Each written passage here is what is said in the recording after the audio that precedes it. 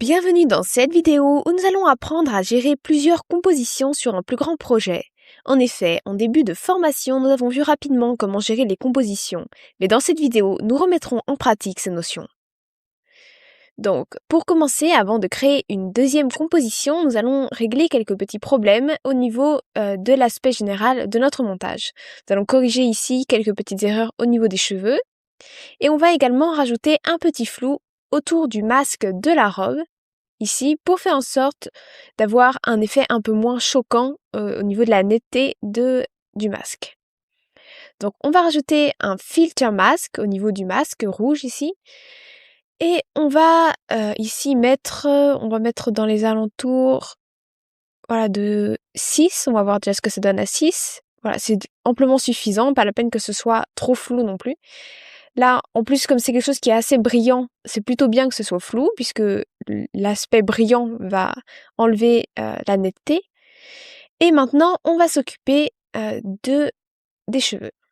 Donc, on va jouer ici sur le Transparency Mask, qui nous avait permis déjà d'effacer tout ce qui était en trop.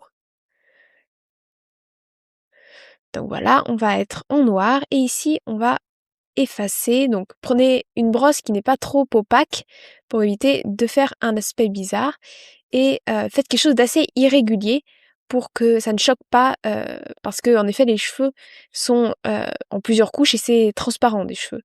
Donc si vous le faites de manière trop opaque ou trop directe, vous allez créer un effet encore plus bizarre que d'avoir un petit peu de blanc sur le côté.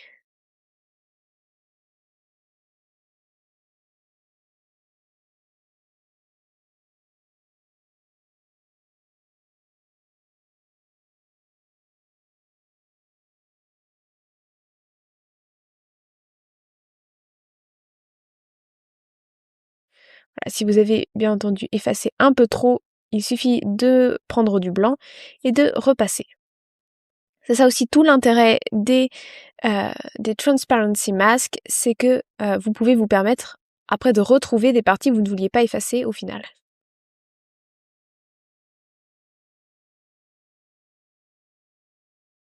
Voilà, très bien. Donc là, comme ça, on a effacé l'effet qui était de mauvaise découpe qu'on avait.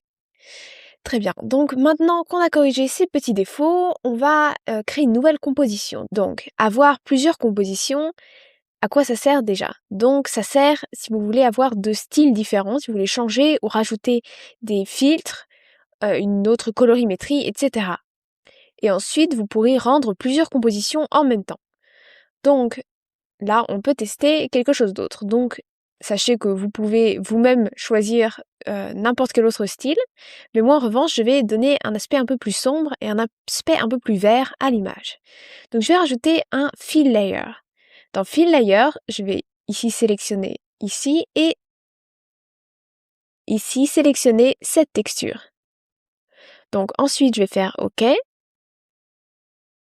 Très bien. Et maintenant, je vais passer cette texture en overlay. Donc vous voyez que là, ça donne un aspect très bizarre. Mais là, je vais donc baisser un peu l'opacité de ce filtre.